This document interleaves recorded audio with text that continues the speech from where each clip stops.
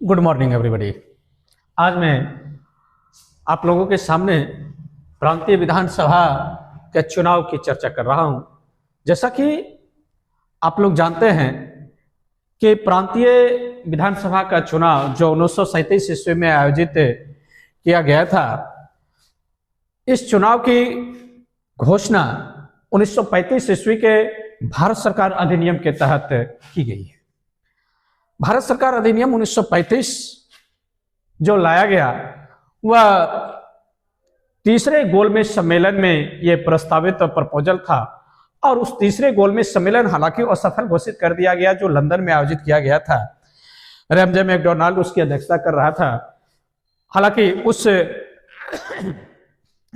Conference में कांग्रेस की ओर से कोई भी प्रतिनिधि शामिल नहीं हुआ था। खैर, परिस्थितियां जो भी थी उन सारी बातों को हम लोग पिछले कई क्लास में दे चुके हैं कि क्या परिस्थितियां थी भारतीय राजनीतिक परिदृश्य में, कौन सी ऐसी परिस्थितियां थी जो कांग्रेस उस मीटिंग में नहीं जा पाया। तो खैर ये अलग एक मुद्दा है। आज की जो बात हो रही है वो प्रांतीय विधानसभा चुनाव की, जिसमें कहा गया कि औपनिवेशिक सत्ता भारत सरकार अधिनियम 1935 के तहत प्रांतीय विधानसभा का चुनाव कराने की घोषणा की। यह निर्णय यानी चुनाव कराने का निर्णय कांग्रेस को पेशोपेश में डाल दिया। कहने का से कि कांग्रेस अब ड्वेल पोजीशन में आ गया, क्योंकि कांग्रेस 1935 ईस्वी के भारत सरकार अधिनियम को अस्वीकार कर दिया था। ऐसी स्थिति में कांग्रेस से यह अपेक्षा की जाने लगी कि वह इस चुनाव से दूर रहे। समस्या थी, कारण कि जिस तरह से कांग्रेस ने 1935 ईस्वी के भारत सरकार अधिनियम का अस्वीकार किया, क्योंकि भारत सरकार अधिनियम जो पारित किया गया था वह तीसरे गोलमेज सम्मेलन के दौरान, और तीसरे गोलमेज सम्मेलन में कांग्रेस ने भाग नहीं लिया था। तो उसी परिप्रेक्ष्य में 1935 ईस्वी का भारत सरकार अधिनियम की आलोचना कांग्रेस ने किया, और उसी अधिनियम के तहत जब इस सरकार ब्रिटिश औपनिवेशिक सत्ता के द्वारा जब प्रांतीय विधानसभा का चुनाव की घोषणा किया गया तो कांग्रेस इस चुनाव से अलग रहना चाह रहा था। समस्या यह था कि यदि कांग्रेस इस चुनाव से अलग रहता है तो वर्तमान परिप्रेक्ष्य में भारतीय राजनीतिक संदर्भ में मुस्लिम लीग और हिंदू महासभा जैसे जो सांप्रदायिक शक्तियां थी, मुस्लिम लीग और हिंदू महासभा, जो दो अलग अलग विचारधाराओं, जो दो अलग अलग संप्रदायों का प्रतिनिधित्व करता था, न केवल ये दोनों पृथक सांप्रदायिक शक्ति वाला राजनीतिक दल, बल्कि कांग्रेस के जो विरोधी तत्व भी था उसको भी एक तरह के वाक ओवर देना हो जाता है। कांग्रेस यदि इस चुनाव में भाग नहीं लेता है तो ये कांग्रेस के साथ समस्या होगी, क्योंकि यदि कांग्रेस चुनाव में भाग लेता है तो फिर 1935 ईस्वी को अस्वीकार करने का मामला ही कुछ गंभीर स्थिति उत्पन्न कर सकता है। जब आप चुनाव नहीं लड़ रहे हैं, यदि चुनाव लड़ रहे हैं तो 1935 का विरोध क्यों किया, चूंकि यह चुनाव 1935 के भारत सरकार अधिनियम के तहत करवाया जा रहा था। खैर, तो और यदि चुनाव में भाग नहीं लेते हैं तो आप एक तरफ से हिंदू महासभा और मुस्लिम लीग को वाक ओवर दे रहे हैं, क्योंकि ये दोनों चुनाव में भाग लेगा। और जैसे ये दोनों चुनाव में भाग लेगा तो स्वाभाविक है ये दोनों तत्व न केवल राष्ट्रीय एकता को कमजोर करती, बल्कि ब्रिटिश औपनिवेशिक सत्ता और राष्ट्रवाद को कमजोर करने का एक नया उपकरण मिल जाता है। ब्रिटिश औपनिवेशिक सत्ता को भारतीय राष्ट्रवाद और राष्ट्रवादी आंदोलन को कमजोर करने का एक बहुत बड़ा उपकरण मिल जाता है, इस दोनों को डिवाइड एंड रूल की पॉलिसी। खैर, ये सारी परिस्थितियां वर्तमान उसमें तत्कालीन संदर्भ में था। कांग्रेस का एक तबका का कहना था, जो कांग्रेस का एक गुट था, कांग्रेस का एक गुट एक तबका या एक ग्रुप जो JL नेहरू और SC बोस, सुभाष चंद्र बोस, यहां तक कि कांग्रेस में समाजवादी और साम्यवादी यानी वामपंथी विचारधारा से जुड़े हुए जो लोग थे वो सत्ता में भागीदारी का विरोध कर रहे थे। लेकिन स्वराजवादियों के तर्ज पर उन लोगों ने यह सुझाव दिया कि संसद में प्रवेश कर सरकारी निर्णयों का विरोध करते हुए ऐसी परिस्थितियां उत्पन्न कर दिया जाए जिससे 1935 ईस्वी का अधिनियम क्रियान्वयन करने में दिक्कत हो, यानी समस्या उत्पन्न हो जाए ब्रिटिश को। कहने का आशय कि हम संसद में पहुंचकर यानी प्रांतीय विधानसभा का चुनाव जीतकर और संसदीय संघर्ष में शामिल होते हुए ऐसी परिस्थितियां उत्पन्न करने का प्रयास कांग्रेस का रहेगा कि जिस कारण से भारत सरकार अधिनियम 1935 क्रियान्वयन नहीं हो पाए। जबकि दूसरा तबका का कहना था कि सत्ता में भागीदारी से और इस भागीदारी का इस्तेमाल अल्पकालिक रूप में होना चाहिए, क्योंकि वर्तमान समय में जन आंदोलन संभव नहीं था। क्यों? क्योंकि कुछ दिनों पहले ही यानी 1934 में ही, जस्ट कुछ दिन पहले, कुछ साल पहले ही सविनय अवज्ञा आंदोलन की समाप्ति हुई थी। और जब लगातार आंदोलन होता है तो जनता थक जाती है, जनता को आभास होने लगता है कि लंबा, चूंकि भारत गरीबों का देश है, किसान मजदूरों का देश है और है भी, तो जनता लगातार आपके साथ सड़क पर लंबे समय तक साथ नहीं दे सकता है, क्योंकि पापी पेट का सवाल होता है। तो कहीं ना कहीं मजदूर अपना दूसरा काम करना खोजना शुरू कर देता है, किसान भी अपने खेतों में काम करना प्रारंभ कर देता है। और जैसे ही जनता की सहभागी या जनता की भागीदारी उस आंदोलन में कमती है तो आंदोलन की तीव्रता कम होती है, तो नेता का जो वजन होता है, नेता के जो वजन होता है वो कमजोर पड़ जाता है, और वैसी स्थिति में नेता को कभी भी दमन पूर्वक दबाया जा सकता है। तो ऐसी स्थिति में कांग्रेस का एक तबका का कहना था कि अभी जन आंदोलन संभव नहीं है, इसलिए सत्ता के भागीदारी का इस्तेमाल कम समय के लिए ही करना है, और जब समय बीतेगा, लोगों की याददाश्त कमजोर होगी, तो फिर से हम जन आंदोलन तैयार करेंगे। इन लोगों का मानना था कि संसदीय संघर्ष जो होगा, यानी पार्लियामेंट्री में पहुंचकर विधानसभा संसदीय संघर्ष के जरिए आंदोलन के लिए उपयुक्त राजनीतिक वातावरण तैयार किया जाएगा, ताकि आने वाले समय में कांग्रेस को यदि प्रांतों में सरकार बनाने का मौका मिला तो रचनात्मक कार्यों के माध्यम से अपनी लोकप्रियता और जनाधार को बढ़ा सके। आरंभ में हालांकि गांधी जी इस सुझाव के पक्ष में नहीं थे, यानी चुनाव में भागीदारी के पक्ष में नहीं थे, लेकिन बाद में गांधी ने इसे स्वीकृति प्रदान कर दी। आरंभ में गांधी इसके पक्ष में नहीं थे, लेकिन बाद में इसे स्वीकृति प्रदान कर दी। और गांधी की अनुमति के बाद ही कांग्रेस ने 1936 के लखनऊ अधिवेशन और 1937 के फैजपुर अधिवेशन में चुनाव में भागीदारी की अनुमति प्रदान कर दी। कांग्रेस चुनाव में जाने की घोषणा कर दिया, और चुनाव में जाने की घोषणा के बाद कांग्रेस ने चुनावी घोषणा पत्र में 1935 के अधिनियम को अस्वीकार करते हुए नागरिक स्वतंत्रता की बहाली की बात की। नागरिक स्वतंत्रता की बहाली यानी 1935 का अधिनियम को अस्वीकार करते हुए जो अपनी घोषणा पत्र में घोषणा किया, उसमें नागरिक स्वतंत्रता की बहाली की बात किया। नागरिक स्वतंत्रता की बहाली, लोगों को नागरिक स्वतंत्रता प्रदान किया जाए, छुआछूत की समाप्ति की बात करेगा, अनटचेबिलिटी। कांग्रेस का कहना था कि यदि हमारी सरकार प्रांतों में बनती है तो नागरिक स्वतंत्रता को बहाल करेंगे, यदि हमारी सरकार प्रांतों में बनती है तो छुआछूत की समाप्ति के लिए कार्यक्रम चलाया जाएगा, यदि हमारी सरकार बनती है तो राजनीतिक कैदियों की रिहाई की जाएगी, राजनीतिक कैदियों की रिहाई की जाएगी।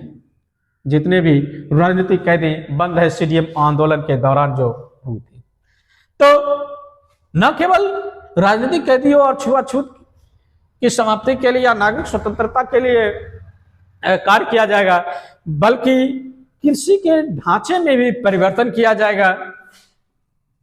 कृषि ढांचे में परिवर्तन किया जाएगा। लगान एवं मालगुजारी में उचित कटौती की जाएगी। जो लैंड रेवेन्यू लिया जाता था उसमें कटौती की जाएगी जितना संभव हो सके। यानी न केवल राजनीतिक स्वतंत्रता की बात किया बल्कि आर्थिक स्वतंत्रता की भी बात अपने घोषणा पत्र में कांग्रेस ने किया। यहां तक कि मजदूरों को संगठन बनाने और हड़ताल करने के अधिकार को भी बहाल करने की घोषणा कांग्रेस अपने चुनावी घोषणा पत्र में किया। तो इस तरह से जो मुद्दा कांग्रेस ने विधानसभा के चुनाव में बनाया काफी वेटफुल रहा, काफी प्रभावी रहा। हालांकि इसका परिणाम पॉजिटिव ही रहा। यह सारे मुद्दा सामाजिक सरोकार से संबंधित था। गांधी जी चुनावी गतिविधियों से स्वयं को अलग रखे। इस 1937 ईस्वी के प्रांतीय विधानसभा के संदर्भ में जो चुनाव हो रहा था, तो गांधी जी चुनाव प्रचार से संबंधित जितनी भी गतिविधियां थे उससे अलग रहे। परिस्थितिजनक संदर्भों में इस प्रांतीय चुनाव की सारी जिम्मेवारी ऐसी परिस्थिति में नेहरू के कंधों पर आ गई। गांधी इस चुनाव से अलग रहे और तब नेहरू के कंधों पर ही सारी जिम्मेवारी चुनाव प्रचार की होगी। कांग्रेस ने जब ये चुनाव में भाग लेने की बात किया तो जनता में मत देने का उत्साह बन गया, यानी वोट डालने का उत्साह बन गया। चूंकि इससे पहले जनता प्रत्यक्ष रूप से कभी मतदान नहीं कर पा रहा था, तो जनता को लगा कि यदि हम अपने मतों का प्रयोग करेंगे तो हमारे द्वारा चुना हुआ जो प्रतिनिधि वहां जाएगा वो मेरे प्रति रिस्पॉन्सिबल होगा और मेरी समस्याओं को समाधान करेगा। तो जनता में इस चुनाव में भाग लेने का जबरदस्त उत्साह बन गया था। कांग्रेस ने इस चुनाव में जबरदस्त सफलता प्राप्त की और इस चुनाव में जो सफलता प्राप्त किए थे तो उसमें से जो 11 प्रांतों में चुनाव हुआ था उस 11 प्रांतों में से 5 प्रांतों में कांग्रेस ने सफलता प्राप्त किया, जिसमें से मद्रास प्रांत, मध्य प्रांत, संयुक्त प्रांत, बिहार और उड़ीसा में कांग्रेस बहुमत प्राप्त कर लिया। ये 11 में से 5 प्रांतों में कांग्रेस ने बहुमत प्राप्त कर लिया, जबकि बंबई प्रांत में बहुमत के करीब पहुंच गया था। बंबई में हालांकि पूरा बहुमत नहीं मिला, लेकिन बहुमत के करीब कांग्रेस पहुंच चुका था। इस चुनाव में 1585 सीटें थी और उस 1585 सीटों में से 1161 सीटों पर कांग्रेस ने चुनाव लड़ा था। 1585 सीटों में से कांग्रेस ने 1161 सीटों पर चुनाव लड़ा और 716 सीटों पर विजय प्राप्त कर लिया। इस टोटल 716 सीटों पर कांग्रेस ने विजय प्राप्त कर लिया, जबकि मुस्लिम लीग मात्र 106 सीटें जीतने में सफल रहा। मुस्लिम लीग 106 सीटें जीतने में ही सफल रहा और ये टोटल सीट 1585 था, जिसमें से 1161 में कांग्रेस ने चुनाव लड़ा और 716 सीट पर कांग्रेस जीत हासिल किया। मुस्लिम मात्र 106 सीटें ही जीत पाए। मार्च 1937 ईस्वी में कांग्रेस में सत्ता में भागीदारी के लिए अब वैचारिक मंथन प्रारंभ हो गया कि सरकार बनाई जाए या नहीं बनाई जाए, और बनाई जाए तो इसके लिए परिस्थितियां क्या उत्पन्न हो सकती है भविष्य में, या किन किन मुद्दों के साथ हम सरकार बनाए। यानी सत्ता में भागीदारी के लिए वैचारिक मंथन प्रारंभ हो गया। ऐसी स्थिति में कांग्रेस काफी अपने लोगों के बीच विचार किया। सत्ता में भागीदारी का प्रस्ताव डॉक्टर राजेंद्र प्रसाद ने प्रस्तुत किया। सत्ता में भागीदारी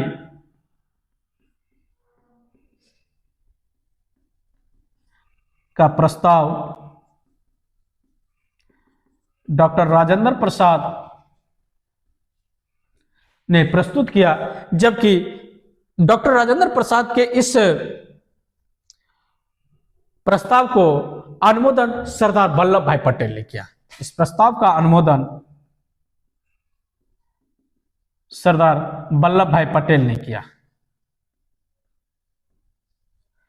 वल्लभ भाई पटेल ने किया। हालांकि कांग्रेस के कुछ प्रमुख नेता सत्ता में भागीदारी का भी विरोध कर रहा था, जिसमें जवाहरलाल नेहरू, शरद चंद्र बोस, आचार्य नरेंद्र देव, अच्युत पटवर्धन, ये कांग्रेस के कुछ प्रमुख नेता सत्ता में भागीदारी का विरोध कर रहा था। गांधी के आग्रह पर कांग्रेस कार्य समिति ने इस प्रस्ताव में, यानी सत्ता में भागीदारी का जो प्रस्ताव प्रस्तुत किया गया था डॉक्टर राजेंद्र प्रसाद के द्वारा, और उसका अनुमोदन वल्लभ भाई पटेल के द्वारा किया गया था, तो इस प्रस्ताव पर कांग्रेस कार्य समिति ने इस प्रस्ताव को कुछ शर्तों के साथ अनुमति प्रदान किया गांधी के आग्रह पर। शर्त क्या था? तो शर्त था कि विधानमंडल के नेता को यह स्पष्ट करना था कि गवर्नर उसके कार्यों में हस्तक्षेप ना करे। ये काफी महत्वपूर्ण बातें थी, कारण कि गवर्नर सत्ता में हस्तक्षेप यदि करेगा तो ऐसी स्थिति में कांग्रेस का जो घोषणा पत्र था उस घोषणा पत्र को इंप्लीमेंट नहीं हो पाता। तो ऐसी स्थिति में विधानमंडल के नेता को यह स्पष्ट करना था कि गवर्नर उसके कार्यों में हस्तक्षेप नहीं करे। दूसरी बात थी कि मंत्रियों के कार्यों और सुझावों का सम्मान करेगा विधानमंडल दल के नेता।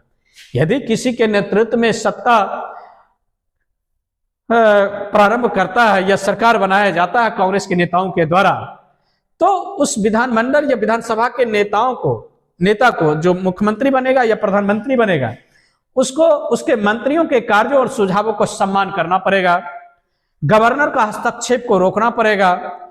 और ऐसी स्थिति में कुछ शर्तों के साथ अंतोगत्वा जुलाई 1937 ईस्वी में, मार्च में मंथन शुरू हुआ। जुलाई 1937 ईस्वी में कांग्रेस 11 में से 6 प्रांतों में सरकार का गठन किया। कांग्रेस 11 में से 6 प्रांतों में सरकार गठन किया, जबकि सिंध में कांग्रेस से संबंध करीब रखने वाले अल्लाह बख्श की दल, जिसकी सोच लगभग कांग्रेस के समान मिलती जुलती थी, उसने सरकार बनाई। पश्चिमोत्तर सीमा प्रांत में और असम में भी कांग्रेस को सबसे बड़े दल का लाभ मिला और सरकार बनाए, यानी मिलीजुली सरकार बनाई। जबकि पंजाब और बंगाल में गैर कांग्रेसी सरकार बनी। गैर कांग्रेसी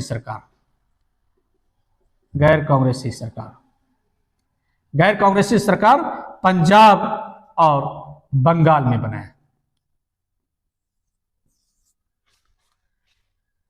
यानी ये जुलाई में जो सरकार बनी, 6 प्रांतों में कांग्रेस की सरकार बनी, 3 प्रांतों में मिलीजुली सरकार बनी कांग्रेस के साथ मिलीजुली सरकार। जो बताया कि पश्चिमोत्तर सीमा प्रांत और असम में कांग्रेस सबसे बड़े दल के रूप में उभर कर सामने आया और सरकार बना, मिलीजुली सरकार, जबकि 2 प्रांतों में गैर कांग्रेसी सरकार बनी। सिंध में कांग्रेस की विचारधारा से मिली जुली होने वाली सरकार बनी और पंजाब में यूनियनिस्ट पार्टी की सरकार बनी, गैर कांग्रेस सरकार, यूनियनिस्ट पार्टी। जबकि बंगाल में कृषक प्रजा पार्टी की सरकार बनी, कृषक प्रजा पार्टी। यूनियनिस्ट पार्टी की सरकार का नेतृत्व खिज्र हयात खान कर रहा था, खिज्र हयात खान। और बंगाल में कृषक प्रजा पार्टी का नेतृत्व फाजलुल हक कर रहा था। तो इस तरह से जो प्रांतीय चुनाव हुआ और उस प्रांतीय चुनाव में इस तरह की सरकार बनकर सामने। कांग्रेस को अनुसूचित जाति की आरक्षित निर्वाचित क्षेत्रों में भी काफी सफलता मिली। कहने का आशय है जो कांग्रेस कभी अंबेडकर के द्वारा या रैमजे मैकडोनाल्ड के द्वारा जो आयोजित कम्युनल अवार्ड था उसका विरोध किया था, बाद में अंबेडकर के साथ जब गांधी का समझौता होता है पूना पैक्ट में, तो जिससे हरिजनों का सामाजिक आधार भी कांग्रेस को मिला और वैसी स्थिति में हरिजन के संबंधित जो सुरक्षित सीट था उस पर भी कांग्रेस को जबरदस्त सफलता मिली। लेकिन बंबई प्रांत में कांग्रेस को अपेक्षित सीटें नहीं मिली, कारण अंबेडकर की इंडिपेंडेंट लेबर पार्टी, अंबेडकर की इंडिपेंडेंट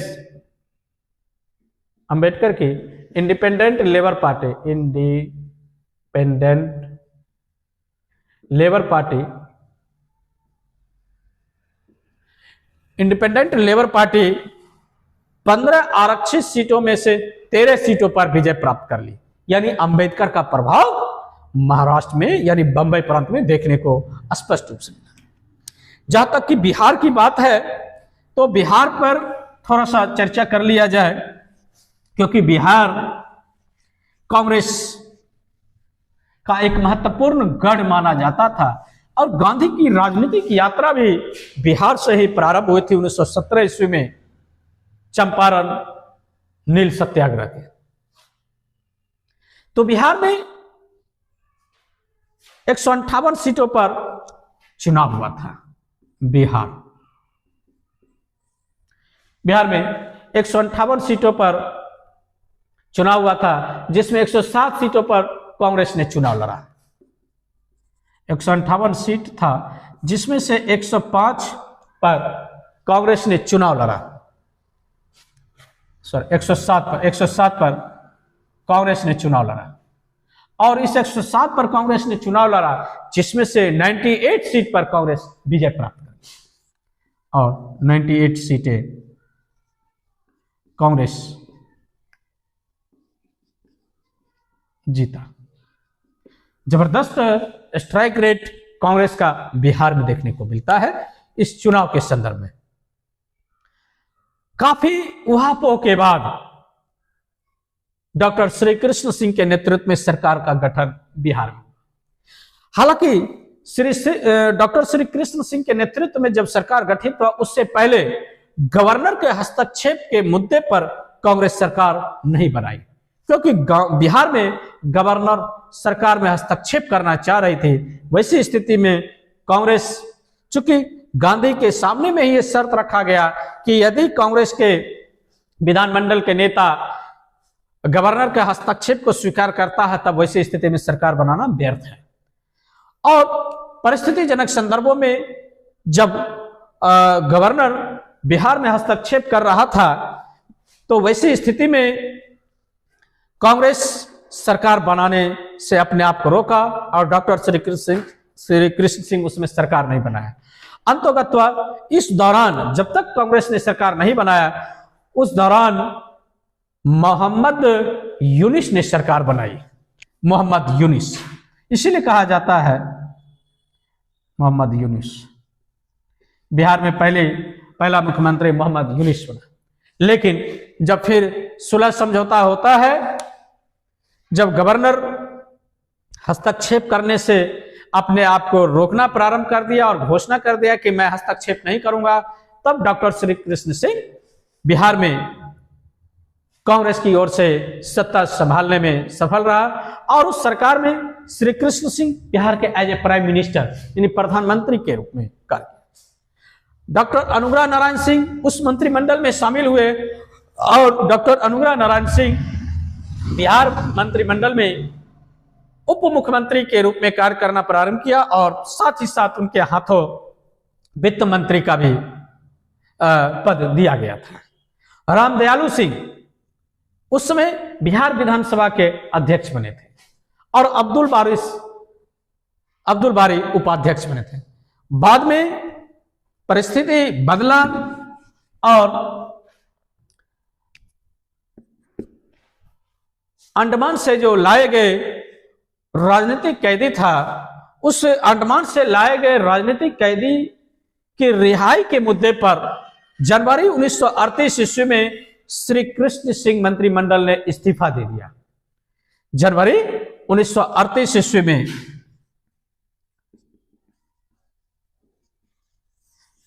कांग्रेस मंत्रिमंडल जो श्री कृष्ण सिंह के नेतृत्व में चल रहा था उसने इस्तीफा दे दिया और इस्तीफा देने का कारण अंडमान से जो लाए गए राजनीतिक कैदी था उसके रिहाई के संदर्भ में।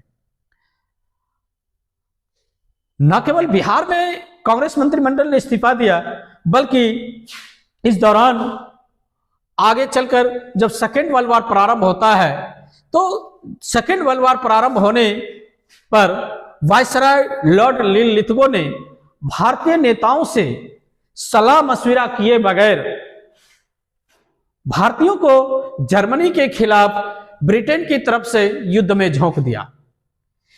इसी की प्रतिक्रिया में कांग्रेस मंत्रिमंडल ने अक्टूबर 1939 ईस्वी में त्याग पत्र दे दिया। अक्टूबर 1939 ईस्वी में जो बिहार के बिहार के अलावे जो अन्य प्रांतों में जो कांग्रेस की सरकार बनी, वह सरकार भी अक्टूबर 1939 ईस्वी में इस्तीफा दे दिया।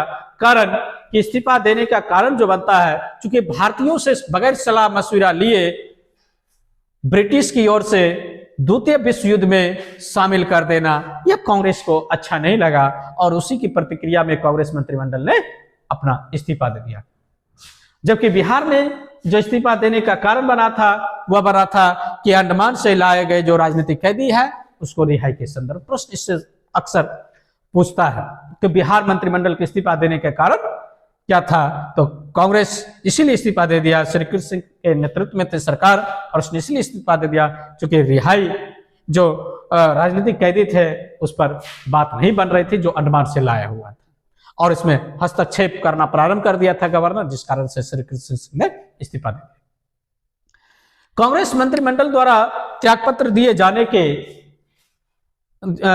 के अवसर को मिस्टर अली जिन्ना और अंबेडकर ने मुक्ति दिवस के रूप में मनाया। इसलिए कहा जाता है कि 1939 ईस्वी में जब कांग्रेस मंत्रिमंडल ने इस्तीफा दे दिया तो उसी समय उसी अवसर पर जो है सो मुस्लिम लीग ने मुक्ति दिवस व्यापक स्तर पर मनाना प्रारंभ किया। हालांकि अंबेडकर भी इससे खुशी मनाया कि हाँ कांग्रेस ने मंत्रिमंडल से इस्तीफा दे।